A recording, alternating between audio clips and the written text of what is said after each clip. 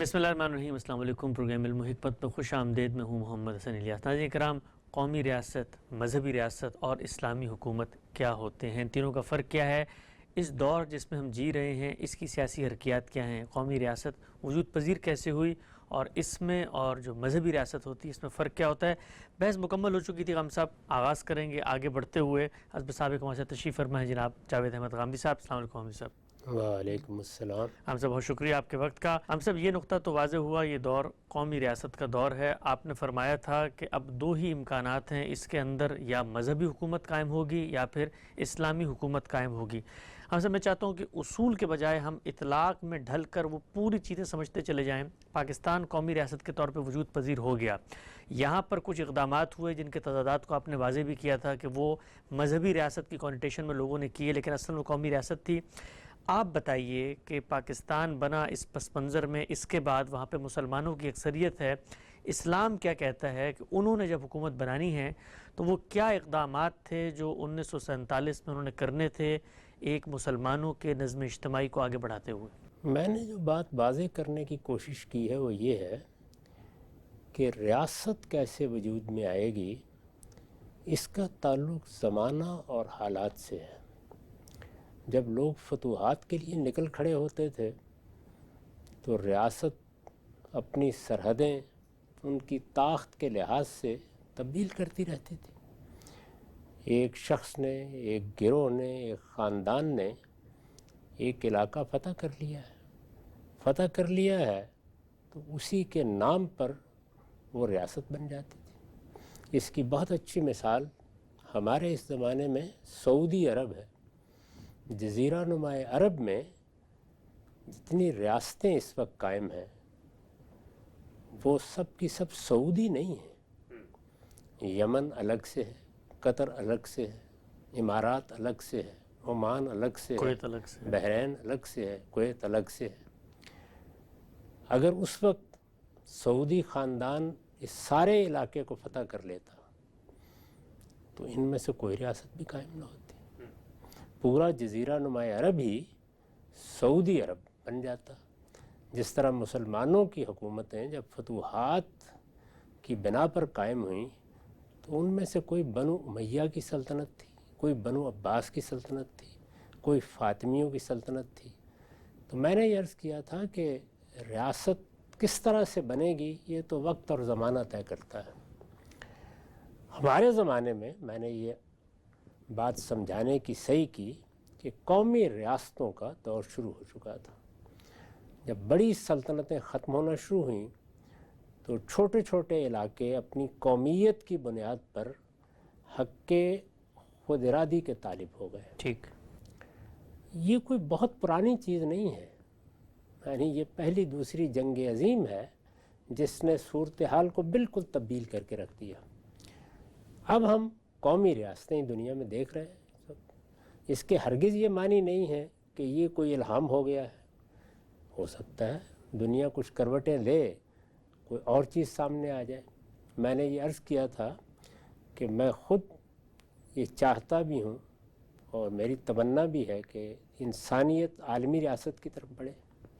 मेरे ख़्याल में 50 के करीब रियासतों पर रियासत मुत्तहिदा अमेरिका बनाकर, और अब 2 सदियों से ज़्यादा का अरसा हो गया है, उसको कामयाबी से चलाकर ये साबित कर दिया गया है कि आलमी रियासत भी वजूद में आ सकती है। उसके लिए भी कोई नज़म मुख्तलिफ़ कौमियतों को, उनकी सकाफ़तों को, उनकी तहज़ीब को कायम रखते हुए वजूद पजीर किया जा सकता है। रियासत के बारे में मेरे ख़्याल में सही नुक्ता नज़र ये है। अब कौमी रियासतें हैं, पाकिस्तान के बारे में मैंने ये अर्ज़ किया कि ये कौमी रियासत है। इस तरह की किसी रियासत में हुकूमत कायम होनी है, उसकी बहस हो रही थी कि जिसको हम मजहबी हुकूमत कहते हैं वो किसी मजहबी जमात, किसी मजहबी गिरोह की होगी। जी, वो मजहबी गिरोह किसी भी मज़हब से मुतल्लिक़ हो सकता है। वो मसीही हो सकते हैं, वो बुद्ध हो सकते हैं, वो हिंदू हो सकते हैं। वो अगर अपना गलबा कायम कर लेते हैं तो वहाँ मजहबी हुकूमत बन जाएगी। चुनांचे कौमी रियासतों में जब मजहबी हुकूमत कायम करना पड़ी है تو غلبہ قائم کر کے ہی قائم کرنا پڑی ہے. یعنی نہ وہ سعودی عرب میں جمہوری طریقے سے قائم ہوئی ہے، نہ ایران میں اس طریقے سے قائم ہوئی ہے. اس میں کوئی شبہ نہیں ہے کہ ایک بڑا انقلاب آ گیا. اس میں بھی کیا ہوا ہے؟ اس میں یہ کہ عوامی طاقت سے ایران کی ریاست پر قبضہ کر لیا گیا. ٹھیک. اس عوامی طاقت کی رہنمائی کون کر رہے تھے؟ مذہبی رہنما. تو اس لیے اقتدار ان کے پاس آ گیا. ایک انقلابی عمل کے نتیجے میں، یعنی لوگوں کو عام حالات میں ووٹ ڈال کر یہ انتخاب کرنے کا موقع نہیں تھا. ایک صورتحال پیدا ہوئی، بادشاہت کے خلاف لوگوں کے اندر جذبات امڈ آئے، وہ نکل کھڑے ہوئے. اس سے پہلے کچھ دوسرے گروہ ان کی قیادت کر رہے تھے، بتدریج ان کی قیادت مذہبی رہنماؤں کے ہاتھ میں آ گئی. اور پھر ایران، خاص طور پر اہل تشیع کا نقطہ نظر، اس میں مذہبی رہنما آیت اللہ ہوں یا اسی مرتبے کے کوئی اور لوگ، ان کی اپنی ایک حیثیت ہوتی ہے. ایک طرح کی پاپائیت خود اس فکر میں موجود ہے. تو اس لیے وہاں پر انقلاب برپا ہوا تو ایک مذہبی ریاست وجود میں آ گئی. انہوں نے بڑی عقل مندی کر کے اس مذہبی ریاست کو، جو مذہبی ریاستی ہے، وہ ولایت فقیہ کے تصور پر قائم ہوئی ہے. اس میں امام کی نیابت کوئی آیت اللہ، کوئی بڑا عالم، کوئی بڑا فقیہ کر رہا ہے. اس کے پیچھے مذہبی استدلال بھی ہے اور اس کے پیچھے زمانے کے تقاضوں کا لحاظ بھی ہے. چنانچہ جمہوری طریقے کے انتخابات کو مذہبی طبقے کے تحت رکھ کر انہوں نے ایک امتزاج پیدا کر دیا، نیا ماڈل دیا ہے. ایک نیا ماڈل دیا. اور اس میں کوئی شبہ نہیں ہے کہ وہی ہیں جنہوں نے زمانے کے تقاضوں کو ایک مذہبی حکومت کے ساتھ ہم آہنگ کرنے کی فی الواقع صحیح کی. اچھی بری یہ ایک الگ بحث ہے، لیکن وہ اس میں کامیاب رہے ہیں اور اب نصف صدی کے قریب ہو رہی ہے وہ حکومت چلا رہے ہیں. افغانستان میں دیکھ لیجیے، وہاں پر مذہبی گروہ ہے، باقاعدہ مذہبی گروہ کی میں نے تعریف کر دی تھی کہ ویسے تو ہم سب مسلمان مذہبی لوگ ہیں، جی، لیکن مسیحی ہیں تو سب کے سب مذہبی ہیں. جو مسیحیت کو اپنا دین بنائے ہوئے ہیں، ہندو ہیں تو وہ بھی مذہبی لوگ ہیں، بدھ ہیں تو ان کا معاملہ بھی یہی ہے.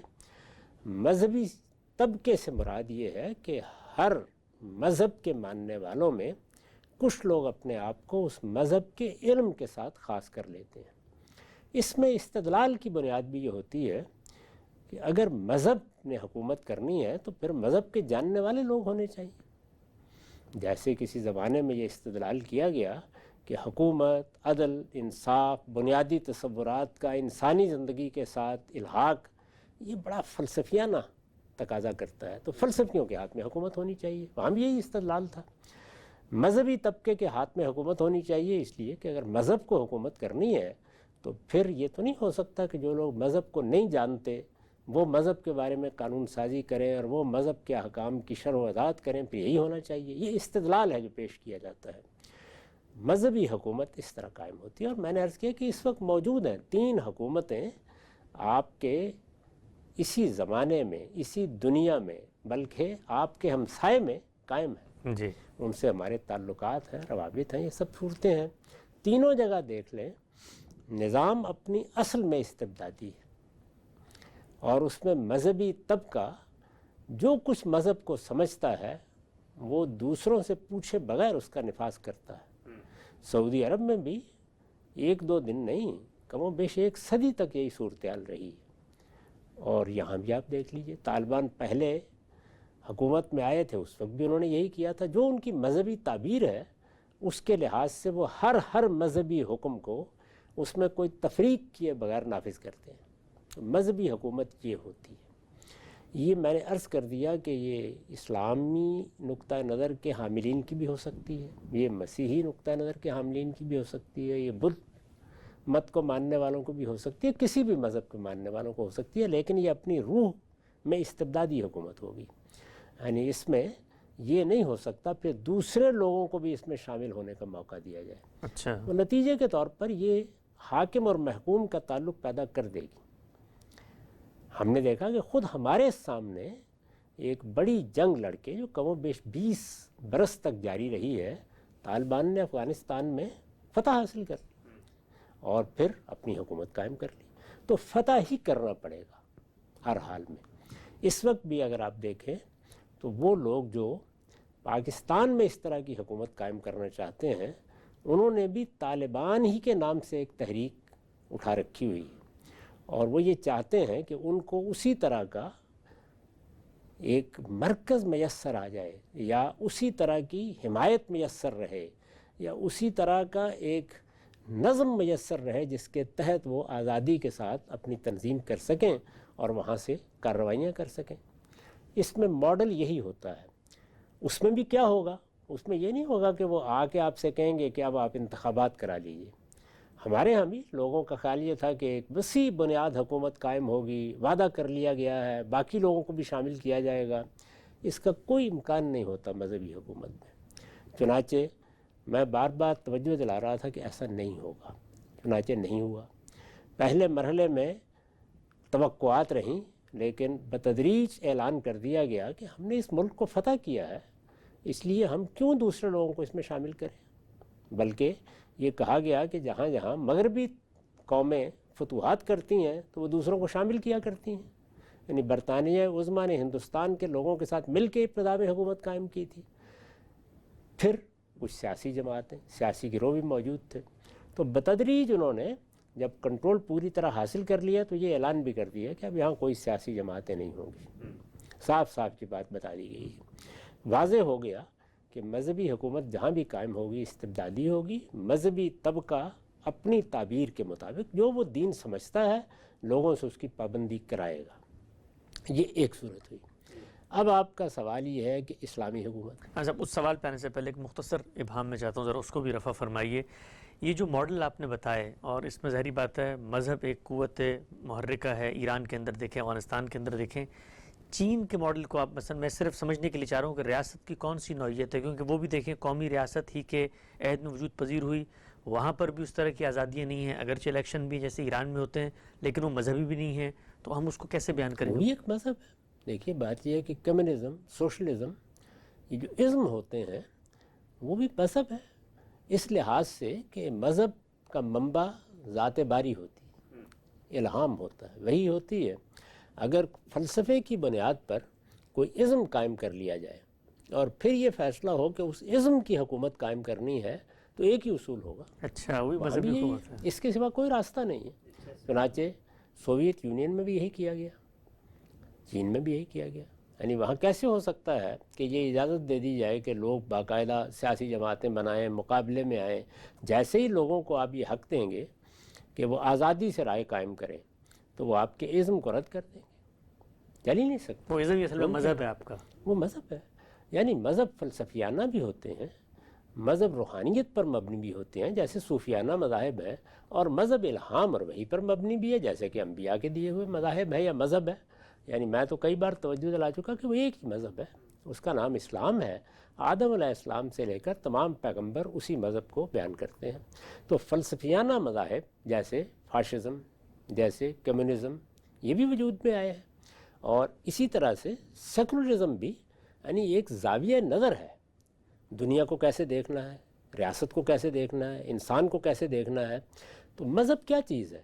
یعنی مذہب یہی ہے نا کہ آپ نے اس دنیا کے بارے میں ایک زاویہ نظر اختیار کر لیا، ایک ورلڈ ویو ہے آپ کا، اس کو آپ سامنے رکھ کے اس دنیا کو دیکھتے ہیں. جب دیکھتے ہیں تو خواہ وہ فلسفے کی بنیاد پر ہے، خواہ وہ روحانی مکاشفات کی بنیاد پر ہے، یا پیغمبروں کے الہام کی بنیاد پر ہے، ہر حال میں وہ اگر آپ مذہب کے لفظ کو ایک خاص معنی میں استعمال نہ کریں تو مذہب بن جاتا ہے. اس کو ہم جدید تعبیر کے مطابق اب ازم کہہ لیتے ہیں. اس طرح کے بہت سے ازم آپ کے علم میں ہے کہ دنیا میں آئے اور اس کا لوگ نفاذ کرتے رہے ہیں، اس کی تبلیغ کرتے رہے ہیں. ایک زمانے میں فاشزم لوگوں کو بہت پسند آتا تھا، اس کا بھی نفاذ ہو گیا تھا. مسولینی اس کے پیغمبر کی حیثیت اختیار کر گئے تھے. تو یہ سب چیزیں اسی طرح ہیں. چنانچہ وہاں بھی کیا کیا گیا؟ وہاں بھی انہوں نے ایک منظم آمریت قائم کی ہے، یعنی استبداد کو ایک نظام بنا دیا. استبداد کو ایک نظام میں ڈال دیا ہے کہ اس طریقے سے وہ لوگ جو اس ازم کے حامی ہیں، اس سے متفق ہیں، اس کو اپنا نصب العین بنا چکے ہیں، وہ اپنی ایک پارٹی قائم کریں گے. طالبان بھی ایسے ہی کر رہے ہیں. طالبان نے یہ تو نہیں کہا کہ یہ 15 لوگ ہیں 20 لوگ ہیں اب ان میں کوئی داخل نہیں ہو سکتا، نہیں، وہ عمل جاری رہے گا۔ اچھا، اسی طریقے سے خود ان کے اندر امرہم شورا بینہم کا اصول رائج ہے، یعنی وہ اپنے اندر باقی قوم کو، باقی ملک کو، باقی افغانوں کو وہ شامل نہیں کریں گے، لیکن ان کے اپنے اندر تو لوگوں کی رائے لی جائے گی، اس کے بغیر نہیں ہوگا۔ وہ لوگوں کی رائے کی بنیاد پر اپنے امیر کا، امیر المومنین کا انتخاب کرتے ہیں، تمام فیصلے اسی طریقے سے کرتے ہیں۔ تو جب ان سے آپ کہیں گے کہ دین میں تو امرہم شورا بینہم کا اصول ہے، تو وہ کہیں گے کہ ہم نے اس ملک کو فتح کیا ہے، اب یہ ہمارا طبقہ ہے جس میں ہم نے حکومت قائم کی ہے، اس میں ہم اس اصول کی پیروی کریں۔ اچھا یعنی بحث تو یہ ہے کہ باقی قوم کو آپ شمولیت کا موقع دے رہے ہیں یا نہیں دے رہے ہیں، تو وہ اس کی نفی کر دیتے ہیں، کیونکہ وہ کہتے ہیں کہ ہم نے ملک کو فتح کیا ہے۔ اسی طرح کی صورتحال کم و بیش سوویت یونین میں تھی، اسی طرح کی صورتحال چین میں ہے، اور جہاں جہاں بھی دنیا میں کسی ازم کی بنیاد پر کوئی حکومتیں قائم ہیں، وہاں اسی طرح، اسی کو پھر ون پارٹی گورنمنٹ کہا جاتا ہے، ایک جماعت کی حکومت۔ ایک جماعت سے کیا مراد ہے؟ یعنی اس نظریے، اس مذہب، اس طرز حیات کو ماننے والوں کی حکومت۔ کیونکہ جیسے ہی آپ کہتے ہیں کہ مختلف جماعتوں کی حکومت قائم ہو سکتی ہے، تو اس کا مطلب ہی یہ ہے کہ آپ نے تنوع کو قبول کر لیا، اختلاف کو قبول کر لیا۔ اب مختلف جماعتیں بنیں گی تو آزادی رائے ہوگی۔ وہ ہو سکتا ہے کہ آپ کے فاشزم، آپ کے کمیونزم، آپ کے لبرلزم کو قبول کرنے کے لیے تیار نہ ہو، جس چیز کو آپ اپنا زاویہ نظر کہتے ہیں ان کا زاویہ نظر اس سے مختلف ہو، آپ جس کو مذہب کہتے ہیں وہ کسی اور طریقے سے۔ اسی کو دیکھ لیجئے نا کہ دیوبندی تعبیر ہے بنیادی طور پر، یا فقہی تعبیر کہہ لیجئے، جو ہمارے یہاں ایک روایت بن چکی ہے جس کے حاملین طالبان ہیں۔ اب تھوڑی دیر کے لیے فرض کیجئے کہ وہاں سلفی حکومت بن جاتی، تو وہ نظریات زیادہ فروغ پاتے جو مثال کے طور پر سلفی تعبیر کے مطابق عرب کی حکومت میں فروغ پاتے رہے ہیں۔ اسی طرح کا معاملہ آپ ان عمارتوں میں دیکھتے ہیں، یعنی جو عمارتیں اس وقت قائم ہیں وہ خاندانی عمارتیں ہیں، ان کے ہاں اس طرح کی مذہبیت نہیں ہے، وہ بالکل اسی طرح کی بادشاہتیں ہیں جیسی دنیا میں قائم ہوتی رہی ہیں۔ آپ قطر میں دیکھ لیں، آپ امارات میں دیکھ لیں، یعنی وہ بھی مذہب کے ماننے والے لوگ ہیں، لیکن وہاں نوعیت وہ نہیں ہے جو مذہبی پس منظر سے وجود پذیر ہونے والی حکومتوں میں پیدا ہو جاتی ہے۔ تو یہ سب قومی حکومتیں ہیں۔ قومی حکومتوں کا مطلب یہ ہے کہ وہاں رہنے والے جتنے لوگ ہیں اصلاً دنیا ان کو اسی لحاظ سے دیکھتی ہے کہ یہ اس خطۂ ارض میں یا ان حدود اربع میں رہنے والے لوگ ہیں، یہ اس قوم کی حیثیت سے اپنی حکومت قائم کر رہے ہیں اور یہ برابر کے شہری ہیں۔ اگر پوچھا جائے تو جواب بھی یہ دے دیا جائے گا، لیکن حقیقت یہ ہوتی ہے کہ جس وقت استبداد قائم ہوتا ہے تو پھر تعلق حاکم محکومی کا ہوتا ہے۔ چنانچہ طالبان حاکم ہے اور باقی افغان قوم محکوم ہے، سعودی خاندان حاکم ہے اور باقی عرب جو جزیرہ نما عرب میں آباد ہیں وہ ان کی رعایا ہیں یا ان کے محکوم ہیں۔ یہی معاملہ امارات کا ہے، یہی باقی جگہوں کے اوپر ہے۔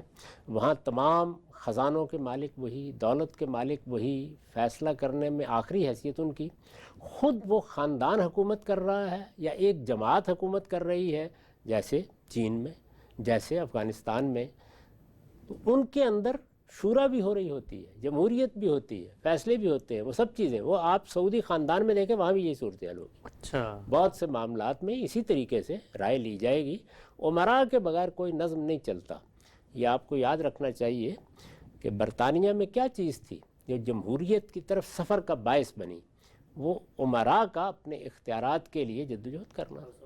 پہلے مرحلے میں تو یہی ہوا، یعنی یہ ہاؤس آف کامنز کو تو جو کچھ منتقل ہوا یا یہ وجود پذیر ہوا بہت بات کی بات ہے۔ سب سے پہلا معاملہ تو یہی تھا کہ اگر بادشاہ منحصر ہو گیا ہے امراء پر، تو اب امراء کے مابین اور بادشاہ کے مابین ایک کشاکش ہوگی، اس میں کس کے پاس اختیار جاتا ہے۔ تو یہ میں نے آپ کو بتایا کہ اس کو سمجھ لینا چاہیے کہ مذہبی حکومت کیا ہوتی ہے۔ اب جب مذہبی حکومتیں کسی جگہ قائم نہیں ہوئیں تو مسلمانوں کو جہاں جہاں آزادی ملی وہاں اس بات کی کوشش کی گئی کہ مذہبی حکومتوں کا جو پس منظر رہا ہے، جس کی میں نے مثال دی تھی کہ جیسے برطانیہ میں ایک مسیحی حکومت قائم تھی، تو جس طرح کا پس منظر رہا ہے اس کا ظہور ان ریاستوں میں بھی ہو۔ اس کا طریقہ یہ اختیار کیا گیا کہ ریاست کا ایک سرکاری مذہب ہوگا، درا حالے کہ یہ اپنی ذات میں بالکل تضاد پر مبنی چیز ہے۔ یعنی جس ریاست میں آپ کہتے ہیں، میں ملیشیا کی مثال دے دیتا ہوں، جس ریاست میں آپ کہتے ہیں کہ 50-55% کے قریب مسلمان ہیں، ملے قوم کے لوگ ہیں، مسلمان ہیں سب کے سب، آپ کہتے ہیں کہ 30-35% کے قریب چینی ہیں جن کے مختلف مذاہب ہیں، اسی طرح کا معاملہ اگر آپ غور کر کے دیکھیں تو ہندوؤں کا ہے، وہاں پر 8-10% یا اس سے کچھ زیادہ تعداد میں بستے ہیں، تو یہ سب کے سب مختلف مذاہب کے ماننے والے ہیں، تو ریاست کا مذہب پھر اسلام کیسے ہو سکتا ہے؟ دونوں میں سے ایک ہی بات ہوگی، نہیں آپ کہیں گے نہیں یہ ملے قوم کا ملک ہے۔ تو یہ میں آپ سے عرض کر رہا ہوں کہ پہلے چونکہ فتوحات کی بنیاد پر ریاستیں بنتی تھیں، بادشاہ لوگ ہوتے تھے، تو اس لیے جو ان کا مذہب ہوتا تھا وہی ریاست کا مذہب ہو جاتا تھا، یا اس کے حوالے سے اس کی پہچان یا شناخت قائم ہو جاتی تھی، تو یہ وہی پرانا ماضی ہے، یعنی وہی ماضی ہے جو آپ برطانیہ میں اس طرح دیکھتے ہیں کہ بادشاہ آج بھی اسی طرح ایک چرچ کا نمائندہ ہے، یا چرچ اس کے تحت ہے، یا وہ اس کا کسٹوڈین ہے، اور اسی طریقے سے وہ تمام رسوم ادا کیے جاتے ہیں، اور اب بھی وہ ایک مسیحی سلطنت سمجھی جاتی ہے، مسیحی ریاست سمجھی جاتی ہے۔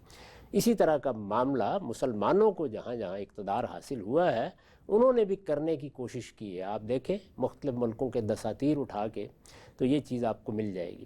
ہم نے بھی پاکستان میں یہی کوشش کی، یعنی ریاست کا مذہب اسلام ہوگا، اسی طرح یہ بات کہ قرارداد مقاصد ہے جس میں ہم نے اعلان کیا کہ اللہ کی حاکمیت ہم نے قائم کر دی ہے۔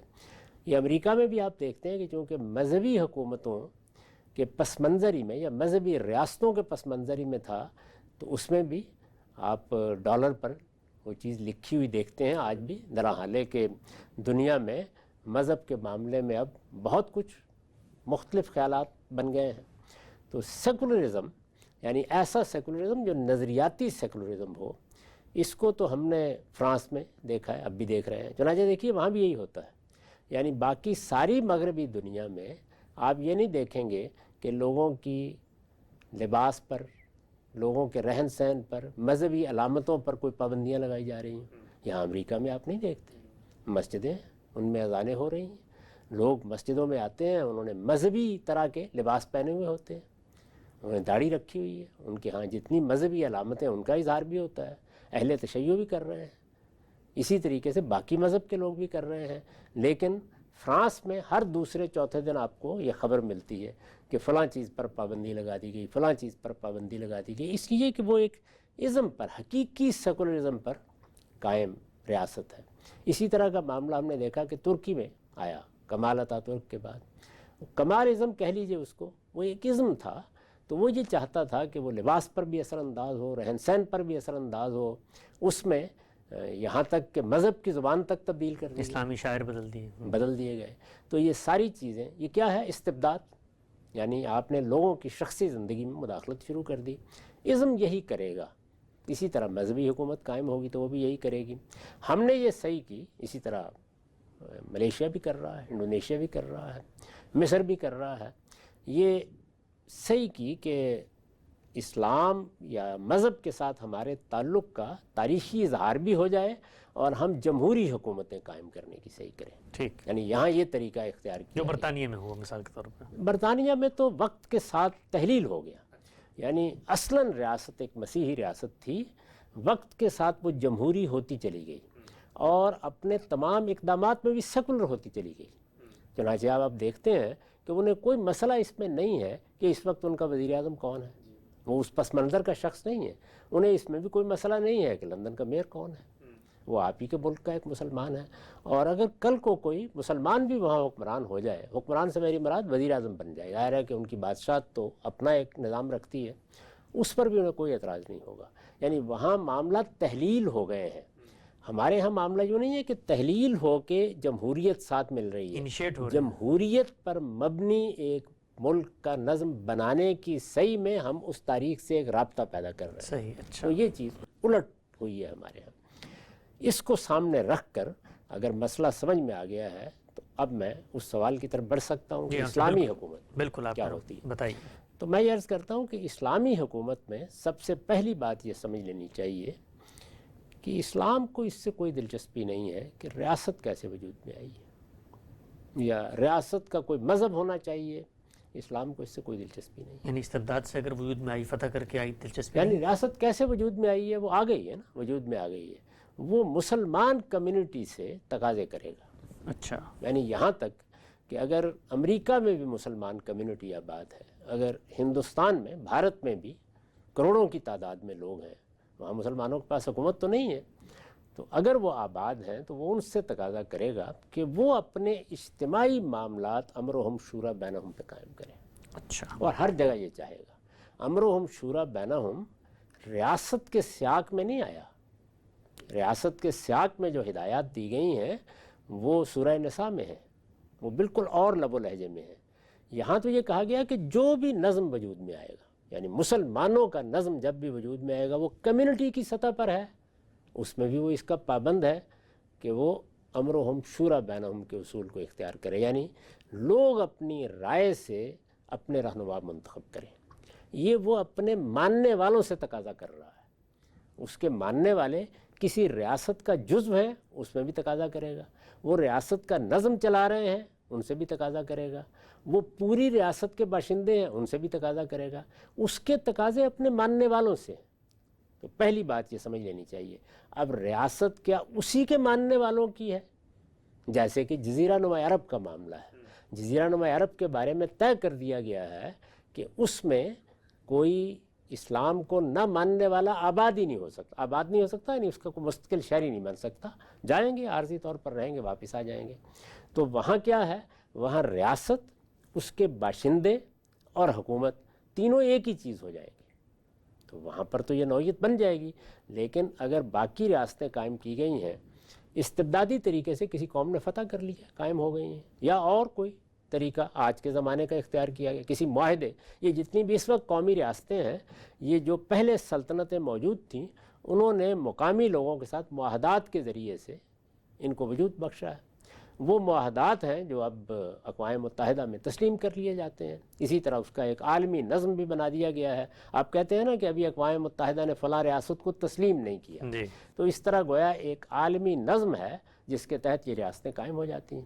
یہ قومی ریاستیں قومی ریاستوں کے تصور کے مطابق قائم ہو رہی ہیں.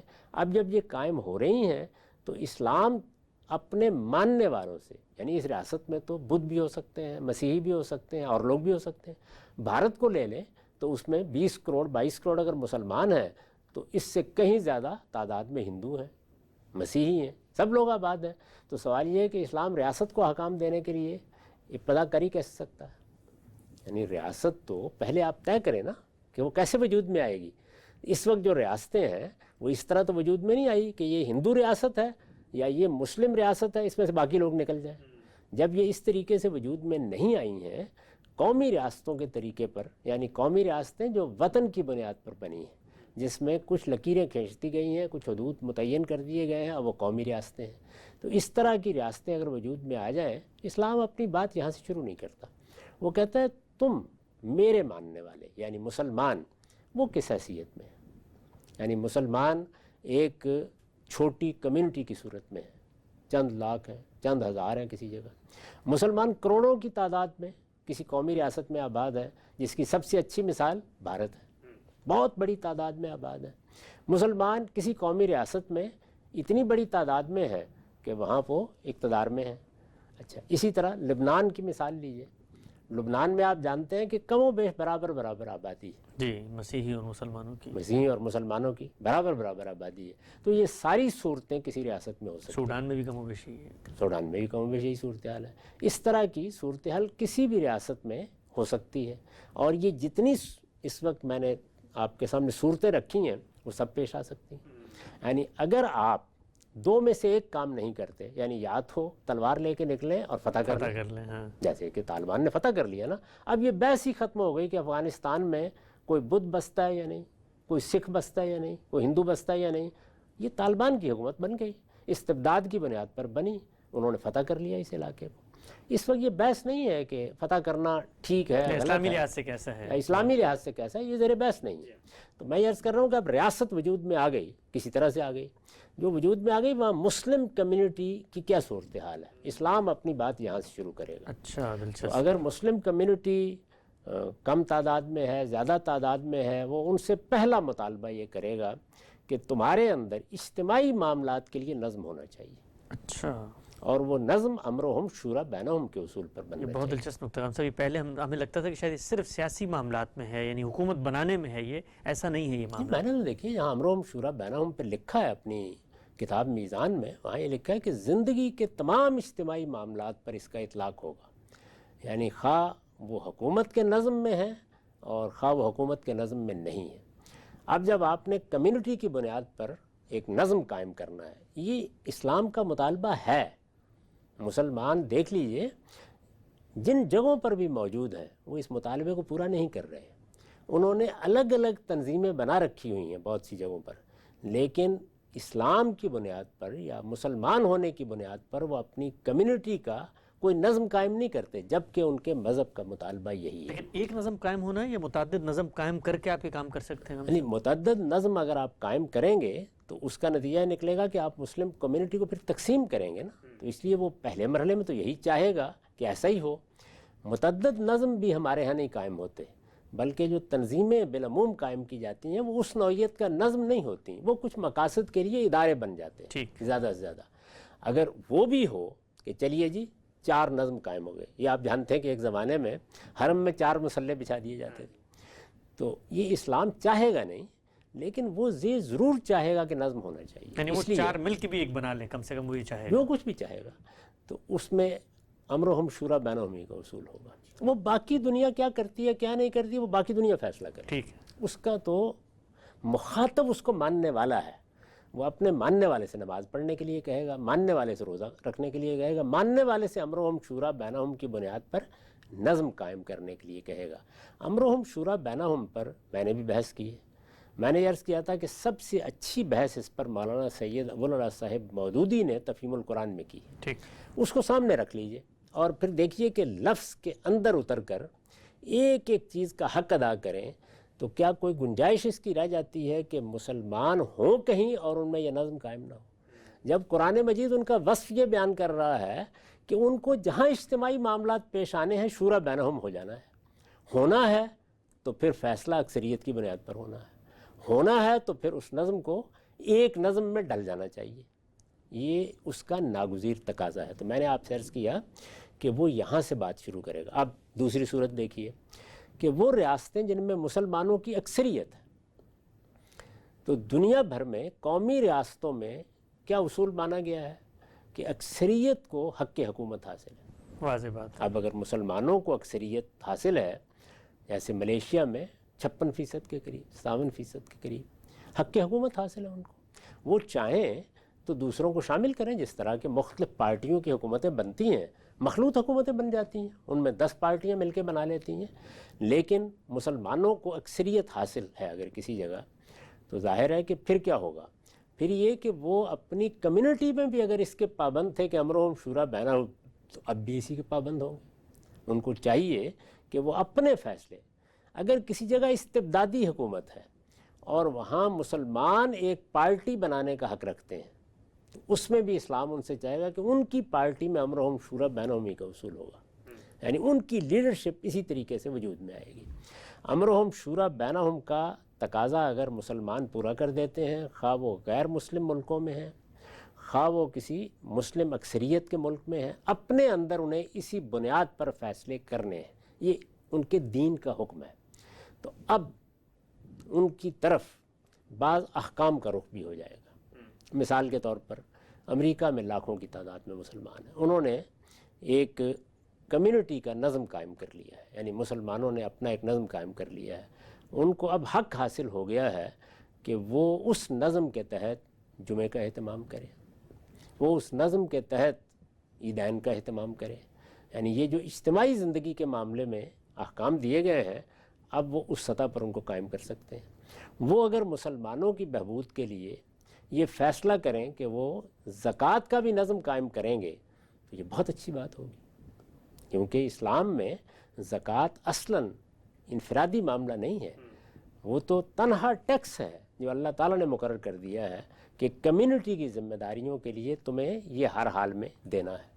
اسی طرح سے جو باقی ایسی چیزیں ہیں جو آپ حکومت اگر آپ کے پاس یا سیاسی اقتدار نہیں ہے پھر بھی کر سکتے ہیں تو ان کو اجتماعی طور پر کرنے یا ان کے بارے میں فیصلہ کرنے کے لیے وہ آپ کا جو نظم قائم ہوگا وہ مجاز ہے، فیصلے کر سکتا ہے۔ ان میں سے ایک ایک چیز کو آپ لے لیں، یہ دو چیزیں تو بہت آسانی کے ساتھ ہو سکتی ہیں، باقی تین کا معاملہ ریاست سے متعلق ہے، وہ نہیں ہو سکتی، یعنی جہاں اقتدار نہیں ہے وہاں نہیں ہو سکتی۔ اچھا، تو اب آپ آ جائیے ان جگہوں پر جہاں پر مسلمانوں کی اکثریت ہے اور ان کو وہاں پہ اقتدار بھی حاصل ہو گیا، اب اسلام ان سے باقی تین چیزوں کا بھی مطالبہ کرے گا۔ میں عرض کر چکا ہوں کہ اسلام کے مطالبات امرہم شورا بینہم کے بعد، یعنی امرہم شورا بینہم تو ایک بنیادی اصول ہے، نظم وجود میں ہی اس سے آنا ہے، اس کے بعد وہ 5 چیزوں کا مطالبہ کرتا ہے اجتماعی نظم سے، مسلمانوں کی اجتماعیت سے 5 چیزوں کا۔ پہلی چیز کیا ہے کہ نمازیں، خاص طور پر جمعہ، عیدین اور اسی طرح سے حج و عمرہ کا اہتمام، یہ مسلمانوں کی اجتماعیت کو کرنا ہے، ان کے نظم اجتماعی کو کرنا ہے، اس کا اہتمام کرنا ہے، اور اگر ان کی حکومت قائم ہے، ان کے پاس اکثریت ہے، تو یہ ان کی ذمہ داری ہے کہ وہ یہ کریں۔ دوسری چیز کیا ہے؟ وہی زکوٰۃ، یعنی وہ لوگوں پر ٹیکس لگائیں گے، حکومت کا نظم ٹیکس کے بغیر نہیں چل سکتا، تو اللہ کا مقرر کردہ ضابطہ ہی نافذ کریں گے۔ اور اللہ تعالیٰ نے 2 چیزیں واضح کر دی ہیں، اور وہی چیزیں ہیں کہ جو بعد میں پیغمبر نے بھی روبہ عمل کی اور خلفائے راشدین نے بھی، کہ آپ لوگوں کے ساتھ معاملہ کرتے ہوئے ایک تو آپ کے پاس زکوٰۃ ہے، اور زکوٰۃ لینے کا حق بھی مسلمانوں کے نظم اجتماعی کو ہے۔ زکوٰۃ کے بارے میں میں عرض کر چکا ہوں کہ ہمارے ہاں تو شہرت ہو گئی کہ 2.5%، وہ مال میں 2.5% ہے، وہ پیداوار کی مختلف اقسام میں 5، 10 اور 20% ہے، اور وہاں گراس پر ہوتی ہے۔ یہ موقع نہیں ہے اس کو بیان کرنے کا، میں نے صرف اشارہ کیا، جی کہ کیونکہ لوگ مطالبات 2.5% لے کے بیٹھ جاتے ہیں، ان کو یہ اندازہ نہیں ہے کہ اس سے کیا کچھ میسر آتا ہے۔ تو 2 چیزیں یہ ہو گئیں۔ تیسری چیز ہے فے، یعنی وہ چیزیں جو قومی املاک کی نوعیت رکھتی ہیں۔ اب اگر آپ غور کریں تو زمین اور اس کے خزائن قومی املاک ہیں، یعنی زمین اور ان کے خزائن کا کوئی مالک نہیں ہو سکتا۔ یہ ہم جو مکان کے لیے زمین خریدتے ہیں، دکان کے لیے خریدتے ہیں، یہ کیا ہے؟ یہ حق تصرف ہے، ورنہ زمین تو آپ جانتے ہیں کہ پاتال نیچے تک ہے۔ میلوں تک، پاتال تک ہے، اس لیے زمین نہیں خریدی جا سکتی۔ زمین اللہ کا عطیہ ہے، انسانوں کو استعمال کے لیے دی گئی ہے، تو زمین اور اس کے خزانے یہ سب قومی املاک ہیں۔ وہ قومی املاک کا نظم قائم کرنا یہ بھی حکومت کا کام ہے۔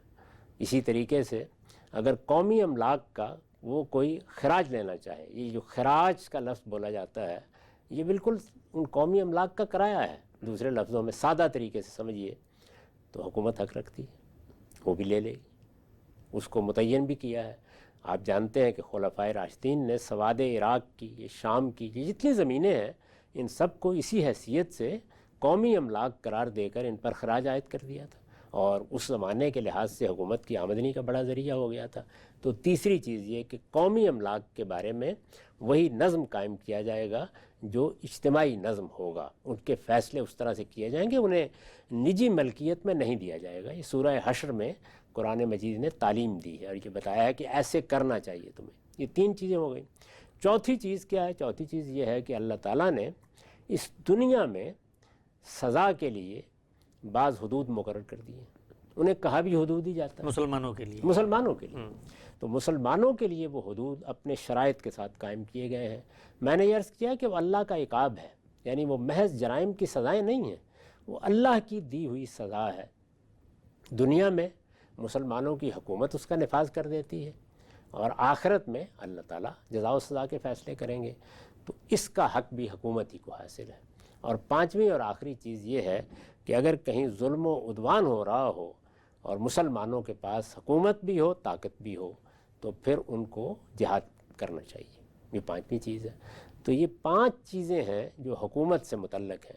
اگر کوئی حکومت ان 5 چیزوں کا اہتمام کر رہی ہے اور مسلمانوں کی جو جماعت ہے وہ اپنے اندر امرہم شورا بینہم کا نظم قائم کیے ہوئے ہے، تو اب ان کی حکومت اگر ہے تو وہ اسلامی حکومت ہے۔ اچھا، اسلامی حکومت اس کو کہتے ہیں، اس میں لوگوں کے شخصی معاملات میں کوئی مداخلت نہیں ہوتی، وہ کس طریقے کا لباس پہنیں گے، وہ کیا تعلیم پائیں گے، وہ موسیقی سنیں گے یا تصویر بنائیں گے، اس میں مختلف آراء ہو سکتی ہیں، اپنے اپنے طریقے پر وہ جس کو مناسب سمجھیں گے کریں گے۔ شخصی معاملات میں سوائے اس کے کہ کہیں کوئی حق تلفی کا مسئلہ پیدا ہو جائے، جیسے نکاح طلاق میں ہو جاتا ہے، حکومت کوئی مداخلت نہیں کرے گی۔ یہ بات سمجھ لینی چاہیے۔ مذہبی حکومتیں اپنی مذہبی تعبیر کو ہر جزئیے میں نافذ کرتی ہیں، لیکن اسلام میں اس کی گنجائش نہیں ہے۔ اسی لیے میں بار بار طالبان کو بھی توجہ دلاتا رہا ہوں، ایران کی حکومت کو بھی توجہ دلاتا رہا ہوں۔ سعودی حکومت اب اس طرف بڑھ رہی ہے کہ لوگوں کے شخصی معاملات میں مداخلت کا کسی حکومت کو بھی حق نہیں۔ یہ حق خدا نے نہیں دیا، اب اس زمین پر کوئی بھی نہیں دے سکتا۔ ہم سب بڑی خوبصورتی سے نقطہ واضح ہوا کہ قومی ریاست کے دور میں ہم جی رہے ہیں، اس کے اندر حکومتوں کی نوعیت کیا ہوگی۔ مسلمان کہیں اکثریت میں اگر ہیں تو اسلامی حکومت وہ قائم کرنا چاہیں تو اس کا بنیادی روڈ میپ، خد و خال اور نمایاں عناصر کیا ہیں، آگے بڑھائیں گے بحث کو، ہم سب کی خدمت میں رکھیں گے۔ بڑا ہی دلچسپ پہلو کہ ہمارے ملک میں جو لوگ اسلامی نظام یا اسلامی حکومت قائم کرنا چاہتے ہیں، وہ جو منشور، وہ جو مینیفیسٹو، وہ جو دستور دیتے ہیں، اس کی شکیں ان 5 نقطوں سے مختلف ہیں، تو کیا وہ اسلامی پہلو نہیں ہے؟ سلسلہ گفتگو کو آگے بڑھائیں گے، وقت یہاں پہ ختم ہوتا ہے، دوبارہ حاضر خدمت ہوں گے، اب تک آپ کا بہت شکریہ۔